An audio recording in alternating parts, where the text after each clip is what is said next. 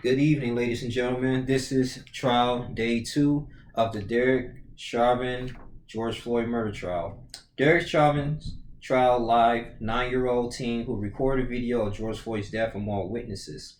Minneapolis, more witnesses took the stand Tuesday in the trial of former Minneapolis police officer Derrick Chauvin, and some broke down in tears recounting their memory of the day George Floyd died. The witnesses included mixed martial arts fighter, the teenager who recorded the now viral video of Floyd's death, the teen 9-year-old cousin, two high school seniors who said they were headed to the store to get an aux cord, and a Minneapolis firefighter who witnessed the incident while out on a walk. Two other witnesses, a 911 dispatcher and a cashier working across the street, testified Monday, and lawyers for the defense and prosecution opened the trial by laying out their case. Here's what you missed.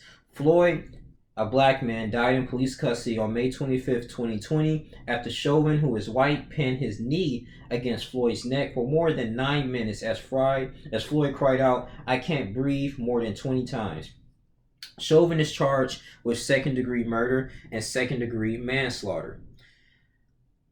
Okay, so Hansen, he's 27, Minneapolis firefighter who went through EMT training and witnessed the incident while out on a walk, testified Tuesday afternoon. The court heard from high school student Alyssa Nicole Fenuri, who was 18, on Tuesday afternoon. She said she was going to cut foods to get an aux cord with a friend that day. She recorded 3 videos of the incident with her friend's phone. The court also heard from her friend, now 17.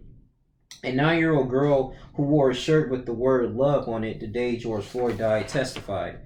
Tuesday morning, Darnella Frazier, the teenager who recorded the infamous video showing the arrest and death of George Floyd, also testified, saying the incident changed her life.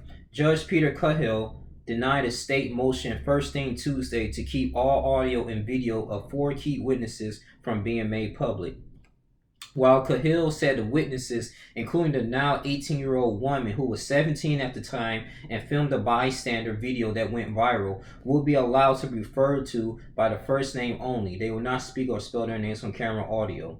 Minneapolis firefighter EMT Hansen said the majority of the calls she assigned are medical calls. She said she had been working as a firefighter for a little over a year and was off duty on a walk last Memorial Day when she saw flashing lights heard by a bystander yelling. "I was concerned to see a handcuffed man who was not moving with officers with their whole body weight on his back and a crowd that was stressed out, who appeared in court in her dress uniform with a tie and a badge on." She said about 90% of the calls she assigned are medical calls. Hansen said that as she approached the scene, she recognized Chauvin from a call the day before. She said she didn't know Chauvin or interact with him on the call. Chauvin seemed very comfortable with his weight on Mr. Floyd and had his hand in his pocket. Now that's key. That's real key. His hand in his pocket, right? Approximately, you put too much pressure. That's all that was, applying pressure.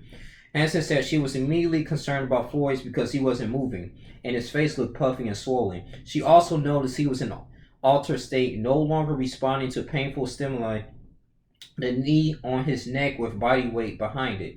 She said she immediately identified herself because she thought Floyd needed medical attention and she might be able to help. Hansen said she would have checked for a pulse, called 911, begun chest compression, and had someone bring over an external defibrillator from the gas station to help restart his heart.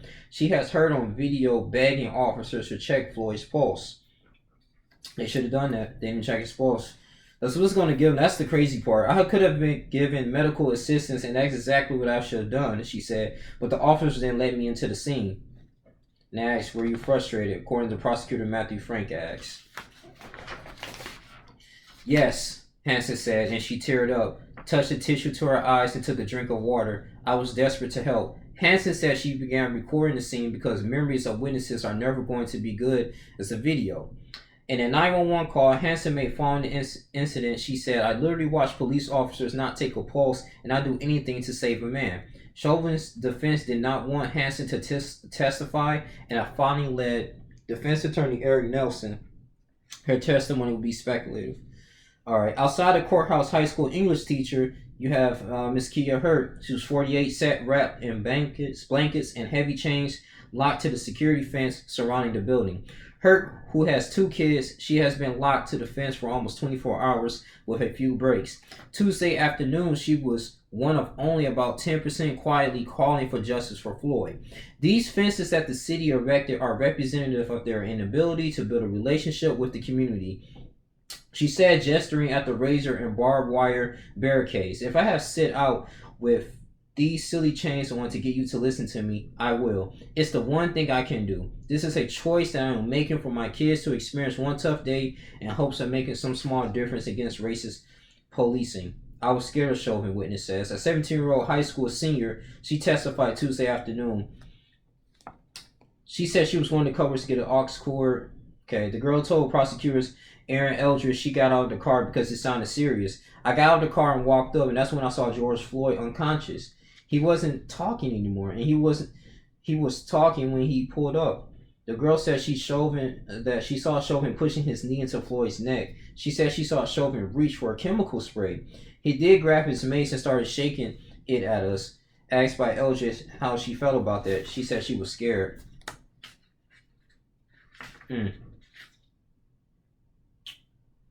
I didn't know what was going to happen, she said, adding, I was scared of Chauvin. The girl said she did not threaten or attack the officers. The defense did not cross-examine her. Okay. So we have Lee Scurry, Alicia Euler, Donna Williams.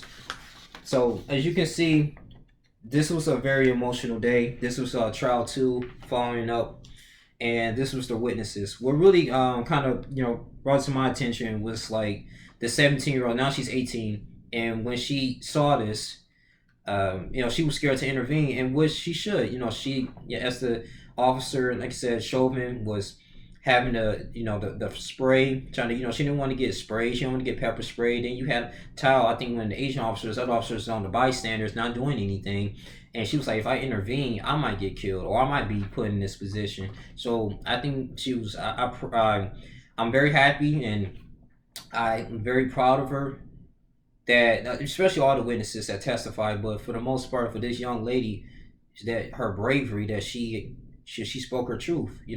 She was on the witness stand, and then it's gonna really help out George Floyd's case in so many ways, that she was very transparent. And the thing about children, they don't lie, man. And this is something that was very terrifying. I couldn't even imagine like just being in that particular scene right there, and just recording and just seeing that happen. But kudos to her for actually speaking up and taking that stand, in a particular position, because the jurors, they hold it. They hold the weight here. They can determine if he should be acquitted or not. So this is extremely important.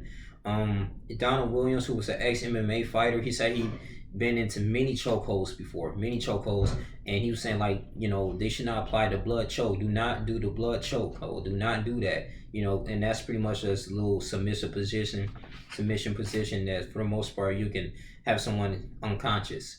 And he pleaded to him. Williams told the court he asked officers to stop the blood choke, which is a form of chokehold that renders someone unconscious, and Chauvin was doing a shimmy to make the choke tighter. So I mean, when you see this and the witness saying that, those are indicators that, okay, I'm here to kill him. Knee on his neck for 9 minutes and 29 seconds. It's just like, why? That's very obsessive. And I was talking to BMT that he was already in the vehicle, and they just drug him out of the car. Like, he was already in custody. Like, so, and their whole defense was, oh, he was on methamphetamine and fentanyl, but fentanyl, that's what used to treat pain.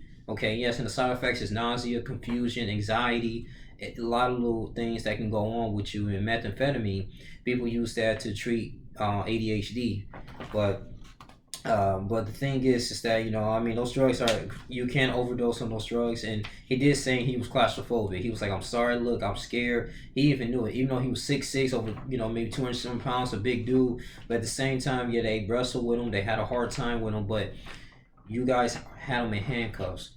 Take him to the squad car, keep moving. Even if you would have had your knee on his neck for 30 seconds. So you have that's what we're looking at.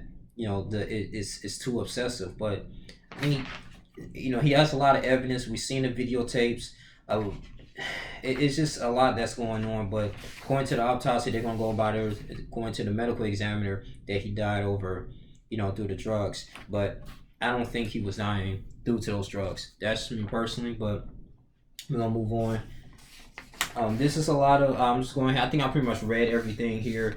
This is just I want to hit the key moments here, the key points of the trial. The witnesses here, and we'll see what's going on with day 3. But I'm gonna read this, and I'm gonna go ahead and close it out. It says, okay. It says prosecutors opened their case Monday by showing jurors a disturbing video depicting Chauvin's on George Floyd's neck for more than 9 minutes. The video, lasting 9 minutes and 29 seconds, played on several screens in the courtroom, complete with audio of Floyd gasping, "I can't breathe," 27 times, witnessing growing angry as they urged Chauvin to get off Floyd's neck. Prosecutor Jerry Blackwell says Chauvin put his knee upon Floyd's neck and his back, grinding and crushing him until the very breath, until the very life was squeezed out of him. The case is not about the difficult split-second decisions police must make. There are 569 seconds, not a split second among them. So that was going into the opening statement.